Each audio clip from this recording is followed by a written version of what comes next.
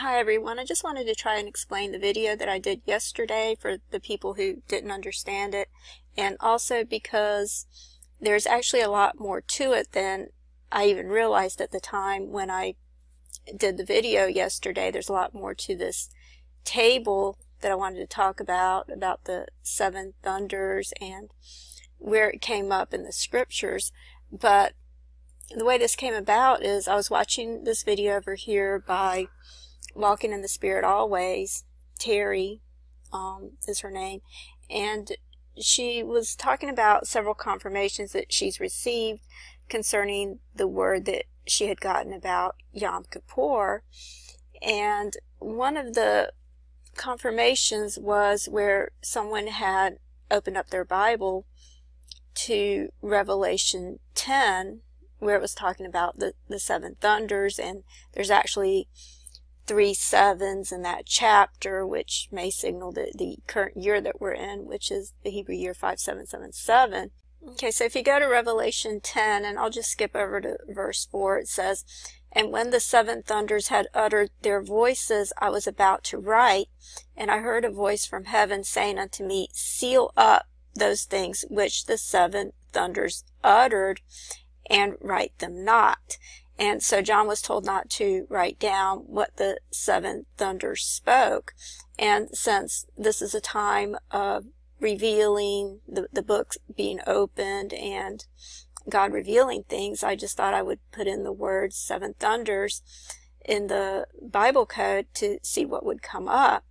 And interestingly enough, it came up in the book of Nehemiah 7, verse 72, so you have 77 right there, but you also have 27 backwards, which I've talked about the number 27, and I can talk a little bit more about that again because of the verse of the day that came up yesterday was coming up in Proverbs 27:1, which looks like 2017, but I've also talked about how I believe the number 27 does in fact represent the year 2017, and it's saying over here, "Boast not thyself of tomorrow, for thou knowest not what a day may bring forth." And so I try to show the scriptures that talk about a day and how it's actually synonymous with a year, that they're interchangeable when it comes to the day of the Lord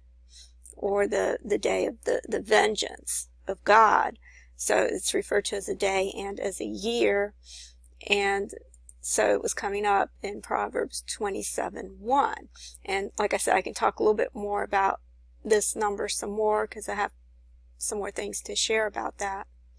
But getting back to the seven thunders, I just wanted to explain that this is something I've explained before, but Revelation 10 is actually a parallel to Daniel 12. This is when the angel is standing upon the sea and upon the earth, and he lifts his hand up to heaven and swears by him that liveth forever and ever, who created heaven and earth and all the things that are therein. And at this time he said that there should be time no longer. So I've talked about how this is the beginning of eternity.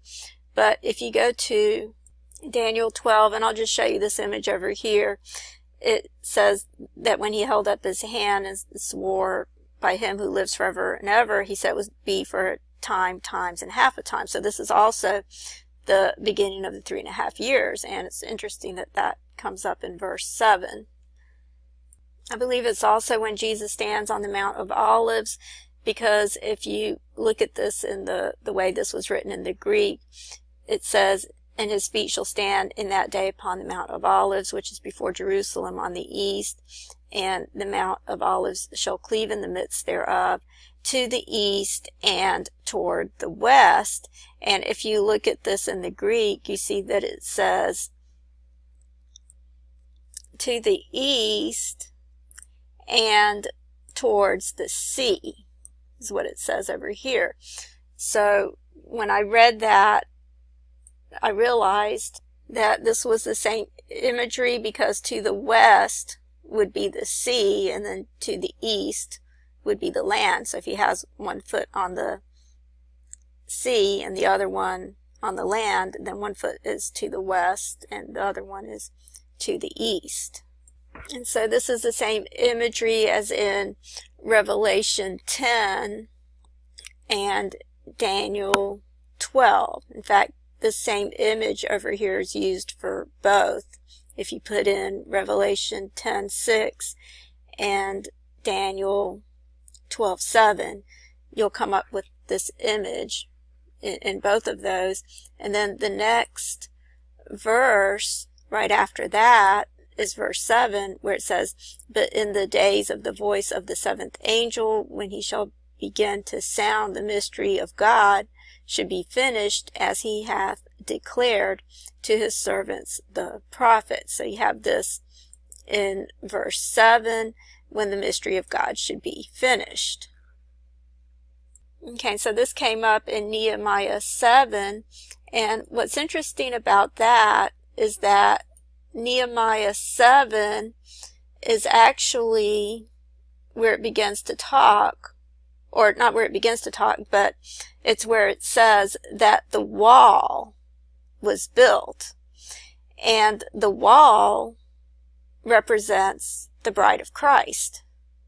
If you go to Revelation 21, which is 3 times 7, and it just so happens to be in verse 17, it says, "And he measured the wall thereof 144 cubits, according to the measure of a man, that is of the angel." And so the wall is represented by the number 144 cubits, and there's 3 times that the number 144 appears in the book of Revelation, and that would be chapters 7, which is when the 144,000 were sealed. You can see that over here in Revelation 7, and then in Revelation 14, where again it mentions the 144,000 standing on Mount Zion with the Lamb, and it says over here that these are the first fruits, and that's in Revelation 14:4, where it says that they are the first fruits. And then you see it again in Revelation 21 verse 17, where it's talking about the measuring of the wall, and it states that the wall is 144 cubits. Okay, so the number 144 comes up in the chapters that are multiples of 7. That would be chapter 7, chapter 14, and then chapter 21. And of course 21 is 3 times 7. So that would be 3 sevens right there, and it's also in verse 17. Okay, so getting back to the table, it's interesting that it comes up in Nehemiah 7, verse 72, which is 27 backwards, but you still have the 2 sevens over here. And Nehemiah 7 is all about the building of the wall, which represents the bride. And then when you go to Nehemiah 8, it's really interesting because, well, starting in Nehemiah 7, it talks about, I'll just read this verse over here. It says, "So the priests and the Levites and the porters and the singers and some of the people and the Nethinim and all Israel dwelt in their cities. And when the 7th month was come, the children of Israel were in their cities." And then it goes on to Nehemiah 8, and it says, "And all the people gathered themselves together as one man into the broad place that was before the water gate, and they spake unto Ezra the scribe to bring the book of the law of Moses, which Jehovah had commanded to Israel." So they're all gathered together as one man here in Nehemiah 8:1. And then it goes on to say, "And Ezra the priest brought the law before the assembly, both men and women, and all that could hear with understanding, upon the first day of the 7th month." Okay, so I wanted to continue reading, and I'm not going to read the entire chapter, but it's really interesting when you get to verse 17 in Nehemiah 8, is where it says, And the congregation of them that were come again out of the captivity made booths, and sat under the booths, for since the days of Jeshua, or Yeshua, the son of Nun, unto that day had not the children of Israel done so.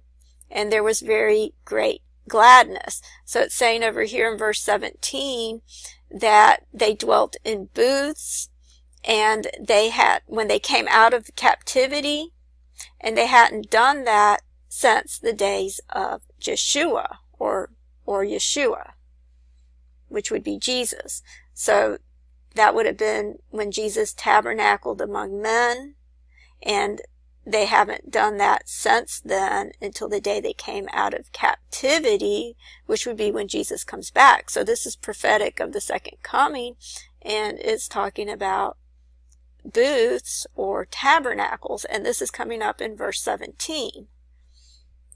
Okay, so then when you go to verse 18, it says, and also day by day, from the first day unto the last day, he read in the book of the law of God, and they kept the feast 7 days, and on the 8th day was a solemn assembly, according unto the manner.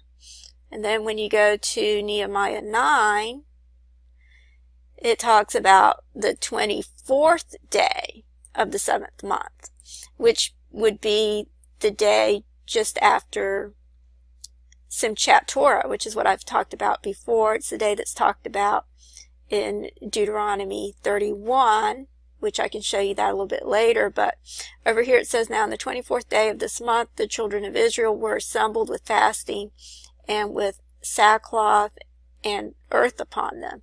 And the seed of Israel separated themselves from the strangers. And so the strangers would be over here in the Hebrew, it would be this word over here, which means foreign or alien. Okay, so there's a separation that takes place over here, and then it says, and they stood upon their place. Of course, it's in Revelation 14 where the 144,000 are standing, which is a multiple of 12, which 24 is a multiple of 12 as well. But there's 144 standing on Mount Zion with Jesus in Revelation 14, and over here you have the seed of Israel standing in their place and read in the book of the law of the Lord their God 1/4 part of the day, and another 4th part they confessed and worshiped the Lord their God. Then stood up upon the stairs of the Levites Jeshua, or Yeshua once again, and Bani, Kadmiel, and I'm not going to say all these names, and cried with a loud voice unto the Lord their God. Then the Levites, Yeshua, and all the other names that are over here, stand up and bless the Lord your God forever and ever, and blessed be thy glorious name, which is exalted above all blessing and praise. Okay, so they're continuing to praise God in the rest of these verses, and then it's talking about all the amazing things that God did when he led the Israelites out of Egypt. But then it says, but they and our fathers dealt proudly and hardened their necks and hearkened not unto the commandments. And then it's in verse 17 where it says, and refused to obey, neither were mindful of their wonders that thou didst among them, but hardened their necks, and in their rebellion appointed a captain to return to their bondage. So this would be a reference to the Antichrist in the prophetic fulfillment of this verse. That would be referring to the Antichrist. But then when you get to verse 36, it says, behold, we are servants this day. And I'll just skip on to 38, and says, and because of all this, we make a sure covenant and a seal unto it. And this was done on the 24th day of the 7th month, which would be just after the Feast of Tabernacles. And so I actually have more that I wanted to share about this, but I'll have to do that in the next video. Thank you.